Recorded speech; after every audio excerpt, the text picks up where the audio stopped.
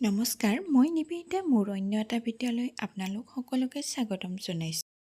ভিডিঅ'টো ভাল পালে লাইক, শ্বেয়াৰ আৰু ছাবস্ক্ৰাইব কৰি দিব। আজি মই আপোনালোকৰ মাজলৈ মূলাৰ আচাৰৰ ৰেচিপি এটা লৈ আহিছোঁ। তাৰ বাবে মূলাখিনি প্ৰথমে ধুই লৈছোঁ। তাৰপিছত মূলাৰ বাকলিখিনি গুচাই ল'লোঁ। তাৰপিছত মূলাখিনি প্ৰাইমাৰ এখনত এনেদৰে দেখুৱাৰ ধৰণে ৰুকি লৈছোঁ। মূলাখিনি এৰাতিৰ বাবে নিমখত দি থৈছিলোঁ। পিছদিনা মূলাৰ পৰা ওলোৱা পানীখিনি চেকনি এখনৰ সহায়ত দেখুৱাৰ ধৰণে চেকি লৈছোঁ।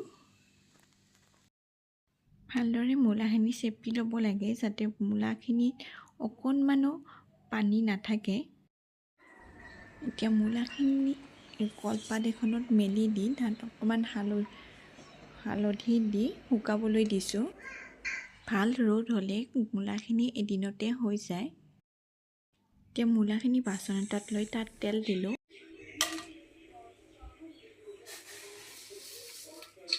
এতিয়া আচাৰৰ বাবে মছলাখিনি অকণমান গৰম কৰি লৈছোঁ।